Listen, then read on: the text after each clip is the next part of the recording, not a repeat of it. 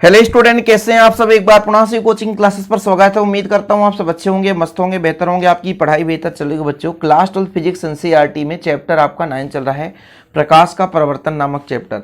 हालांकि इस चैप्टर में कई सारे खंड हैं। प्रकाश की मुख्य रूप से हमारा ये चैप्टर है बच्चों, और बोर्ड एग्जाम 2024 को टारगेट में रखते हुए निरंतर आपको वीडियोज लेक्चर प्रोवाइड किए जा रहे हैं। आज के इस लेक्चर में आप लोग सीखने वाले हैं उत्तल दर्पण के लिए वक्रता, त्रिज्या व फोकस दूरी में संबंध। सबसे पहले दर्पण कैसे पहचान करते हैं। जिस भी दर्पण का परावर्तक पृष्ठ उभरा हुआ हो, उठा हुआ हो, तो आपका होता है उत्तल दर्पण। अभी यहीं पे यदि ये दबा हुआ होता परावर्तक पृष्ठ तो आपका होता अवतल दर्पण। पहला पहचान उत्तल दर्पण का, परावर्तक पृष्ठ उभरा हुआ हो। अब बच्चों, वक्रता त्रिज्या क्या कहलाती है। ये आपका होता है दर्पण का ध्रुव, और ये है आपका वक्रता केंद्र। ध्रुव और वक्रता केंद्र के बीच की दूरी को हम वक्रता त्रिज्या कहते हैं। फिर हमारा आता है फोकस दूरी। ये आपका मुख्य फोकस एफ है। मुख्य फोकस और ध्रुव के बीच की दूरी को हम बोलते हैं फोकस दूरी।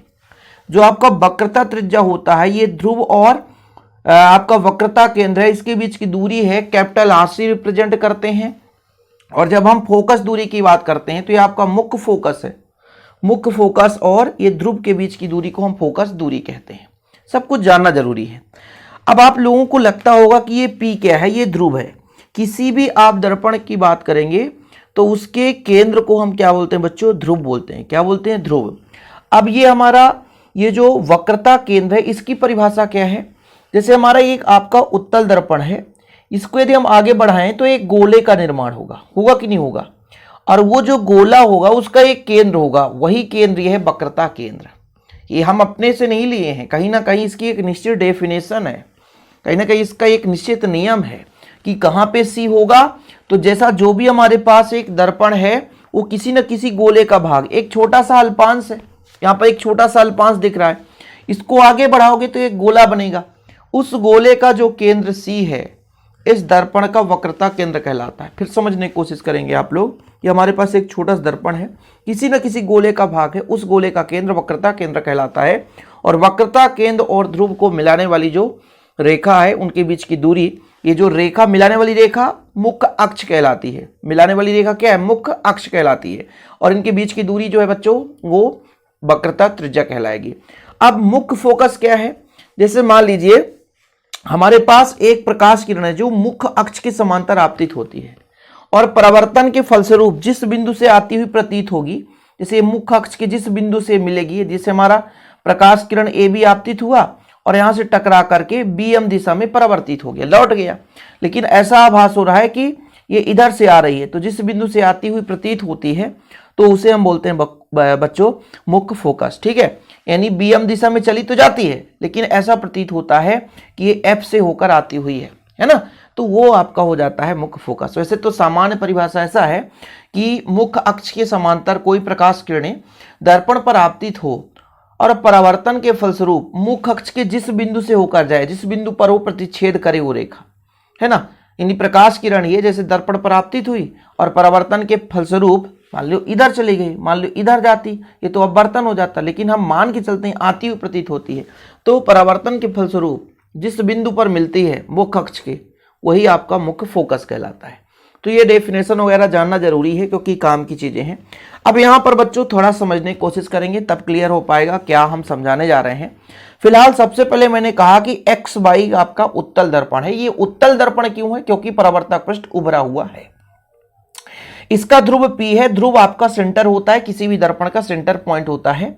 C वक्रता केंद्र है, और वक्रता केंद्र कैसे होता है बच्चों, हमारे ये दर्पण है, किसी न किसी गोले का भाग है, उस गोले का केंद्र आपका वक्रता केंद्र कहलाता है। फिर समझिएगा, P ध्रुव है, C वक्रता केंद्र है। वक्रता केंद्र किसे कहेंगे, ये गोला जिस ये दर्पण जिस गोले का भाग है, उस गोले का केंद्र वक्रता केंद्र है। अब हमने कहा कि ये ध्रुव और C को मिलाने वाली जो रेखा हो, मुख्य अक्ष P और C के बीच की दूरी वक्रता त्रिज्या कहलाती है। तो मुख्य अक्ष के समांतर ए बी एक प्रकाश किरण आपतित होती है, समांतर ही आपतित होगी, और बी एम दिशा में परावर्तित हो जाती है।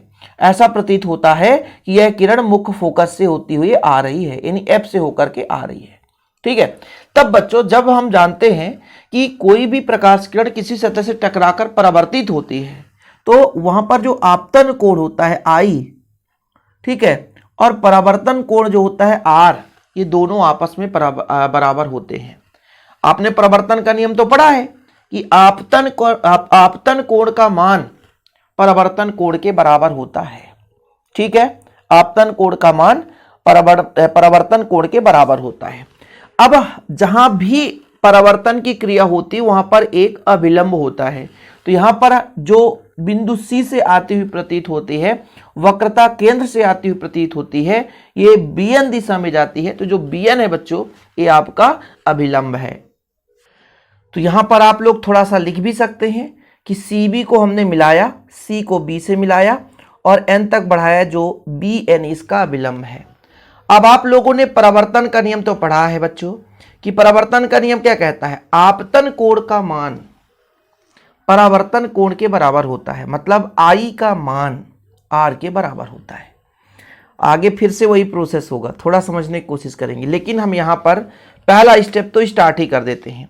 और पहला स्टेप हमारा क्या है, परावर्तन के नियम से। किस नियम से बच्चों, परावर्तन के नियम से। यहां पर लिखेंगे परावर्तन, गलत हो गया क्या, अब सही लिखा है परावर्तन, है ना। परावर्तन के नियम से यहां पर देखिए आपतन कोण का मान परावर्तन कोण के बराबर होता है, मतलब ए बी एन का मान एन बी एम के बराबर होगा। ए बी एन मतलब ये कोण और ये कोण दोनों क्या होंगे बच्चों, बराबर होंगे। चाहे हम एम बी एन कर लें चाहे एन बी एम कर लें, कोई दिक्कत नहीं है। तो यहाँ पर परावर्तन के नियम से यहाँ पर मैं लिख सकता हूँ कोण ए बी एन जो है वो बराबर है कोण, मतलब ये आपतन कोण है और ये है आपका परावर्तन। कौन सा बच्चों, कोण, भाई आपतन कोण लिख दिया, एन बी एम।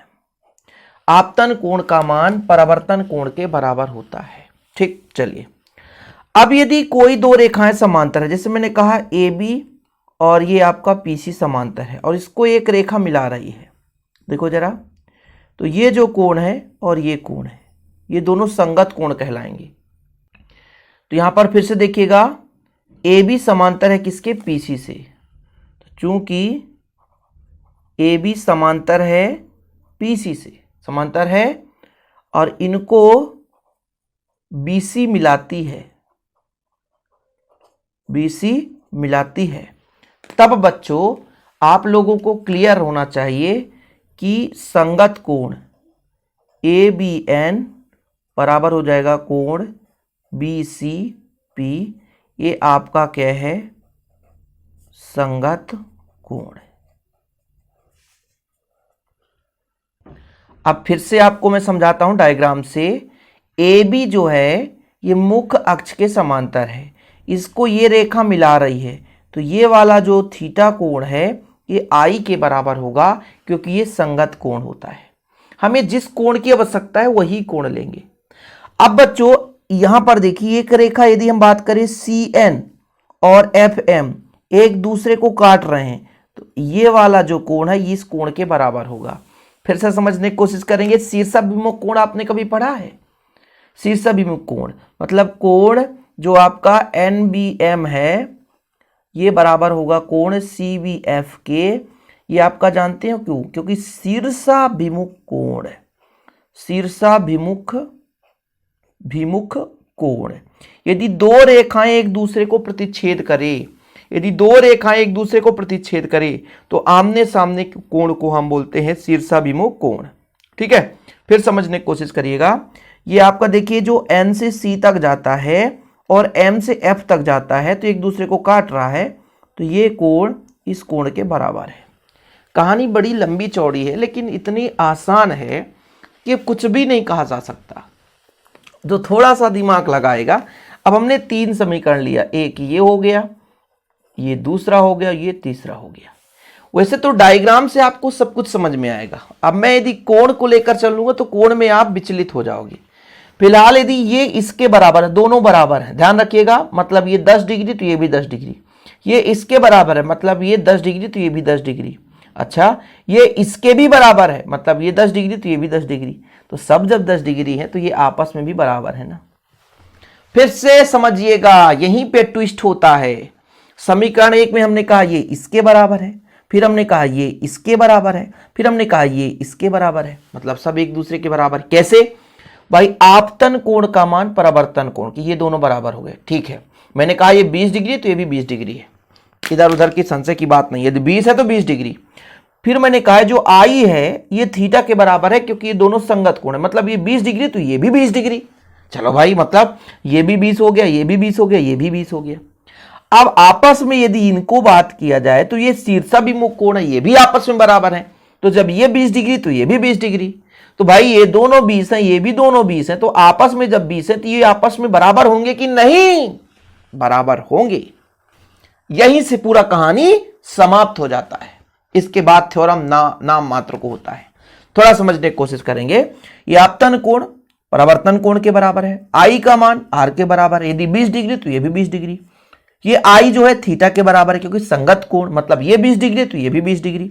ठीक है, आर का मान है इसके बराबर, यहां पर मैं कोई भी कोण मान लूं, तो ये आर का मान 20 तो ये भी 20, भाई ये 20 तो ये 20, ये 20 तो ये 20, तो आपस में 20-20 तो क्या हो जाएंगे? बराबर हो जाएंगे। कुल मिलाकर के समीकरण हमने तीनों ले लिया, समीकरण 1, 2 व 3 से। अब हम यदि आपको इसके माध्यम से समझाएं तो बड़ा लंबा चौड़ा कहानी ट्विस्ट नहीं हो पाता। हम डायग्राम से समझाते हैं कि ये आपस में बराबर है, मतलब ये कोण और ये कोण बराबर है। यानी हम पी सी बी की बात करें या एफ बी सी की बात करें, दोनों क्या हो जाएंगे? बराबर हो जाएंगे। फिर से समझो, यहां पे चाहे आप ऐसा भी लिख सकते हो ना, सी बी एफ, इस कोण को हमने दर्शा दिया, और एक कोण ये है बच्चों, यहां पे आप कर सकते हो पी आपका हो जाएगा सी बी, ये दोनों कोण क्या हो जाएंगे? बराबर। इतना यदि क्लियर तो मान लीजिए कहानी में ट्विस्ट आ ही गया। ठीक है, कोई भी चीजें आप कर सकते हो, जैसे मैं कह दिया कोण बी सी पी, ऐसा भी तो कह सकता हूं, तो परेशान होने की जरूरत नहीं है। और कोण हो जाएगा सी बी एफ, तो ये कोण ये बराबर है, मतलब सी बी एफ, तो यहां पर लिख सकता हूं कोण सी बी एफ बराबर कोण बी सी पी, ये वाला कोण बी सी पी। अब हम जानते हैं कि यदि दो कोण बराबर हैं किसी त्रिभुज में, इस त्रिभुज को लेकर चलो बी एफ सी या बी सी एफ में, त्रिभुज आप देख सकते हो, या सी बी एफ में, जो भी आपको लेना है, ये त्रिभुज है, तो यदि इनके दो कोण बराबर हैं, त्रिभुज के यदि दो कोण बराबर हैं, त्रिभुज सी बी एफ में यदि दो कोण बराबर हैं तो उनकी संगत भुजा बराबर होंगी, मतलब जो आपका बी एफ है वो आपका एफ सी के बराबर होगा। मतलब ये जो बी एफ ये वाला कोण है, क्योंकि इसके सामने का है, इसके सामने का ये आपका एफ सी है, ये दोनों बराबर हो जाएंगे। ठीक है, ठीक बच्चों। अब दर्पण का द्वारक बहुत छोटा होता है, कहानी उसी तरीके से जिस प्रकार से आपने पिछले लेक्चर में देखा है कि दर्पण का द्वारक कैसा होता है? बहुत छोटा होता है।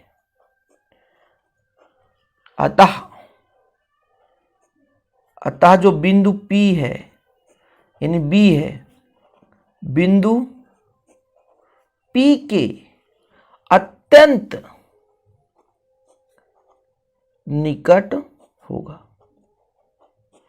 मतलब जो हमारा BF है ना, ये आपका PF हो जाएगा, BP के पास में आ जाएगा और FC आ जाएगा। अब दोनों पक्षों पे हम PF जोड़ते हैं, उसमें भी PF जोड़े थे, यहाँ पर भी PF जोड़े थे।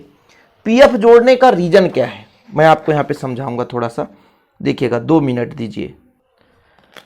यहाँ पर देखिए आपके पास है PF बराबर है आपके पास FC, ये है, देखो डायग्राम में देखो, ये PF है, मुझे चाहिए PC, क्योंकि वक्रता त्रिज्या की जरूरत पड़ेगी। इसलिए बच्चों जैसे FC है, यहाँ से FC, इस FC में मैं PF जोड़ दूँ। थोड़ा समझने की कोशिश करेंगे। मेरे पास FC है, दोनों पक्षों में यदि मैं PF जोड़ूंगा तो मुझे मिल जाएगा PC। दोनों पक्षों में PF जोड़ने पर PF धन PF और इधर PF धन FC, तो 2PF और इधर हो जाएगा PC, क्योंकि PF और FC हो जाएगा PC। अब चूंकि आप सबको पता है ये कौन से दर्पण बच्चों? उत्तल दर्पण। जब भी हम इसके लेफ्ट मिलेंगे तो माइनस रहता है और राइट मिलेंगे तो तो चूंकि पी एफ बराबर हो जाएगा प्लस पी एफ बराबर प्लस एफ, वह पी सी बराबर प्लस आर, इसलिए 2f बराबर आर या r बराबर 2f, ऐसा भी तो कर सकते हो आप। स्मॉल है बच्चों, इससे f बराबर r/2 कर सकते हो। ये लो, कहानी खत्म। यदि इतना बन गया, थ्योरम बहुत ही आसान होता है, मेन होता है समझना। यदि आप पॉइंट में समझ गए ना कि है क्या चीज, तो आप लोग लिख सकते हो। अतः लिख लेना भाई कि उत्तल दर्पण के लिए जो आपका फोकस दूरी होता है वक्रता त्रिज्या का आधा होता है। यदि इतना नहीं लिख पाओगे तो समझ लो आप कुछ पढ़ ही नहीं रहे हो। अतः लिखने में मैं हिंदी में लिखूं, अतः उत्तल दर्पण की फोकस दूरी वक्रता त्रिज्या की आधी होती है, और दोनों सेम संबंध आता है, चाहे उत्तल के लिए करो चाहे अवतल के लिए। तो परेशान मत होना बच्चों, सिमिलर है। स्क्रीनशॉट ले लें, जिसका नोट्स लेना है तो कॉन्टैक्ट नंबर ले लें 968529 ये मेरा पर्सनल नंबर है 968529 100 रुपीज़ चार्ज लगता है, लेकिन प्रॉपर रूप से नोट्स दिए जाते हैं। और बच्चों आपको डिस्क्रिप्शन पे हमारे ऐप का लिंक मिल जाएगा, ऐप भी आप ज्वाइन कर सकते हैं। फिलहाल आज के लिए इतना ही, मिलते हैं अगली वीडियो के साथ बच्चों। जय हिंद, वंदे मातरम।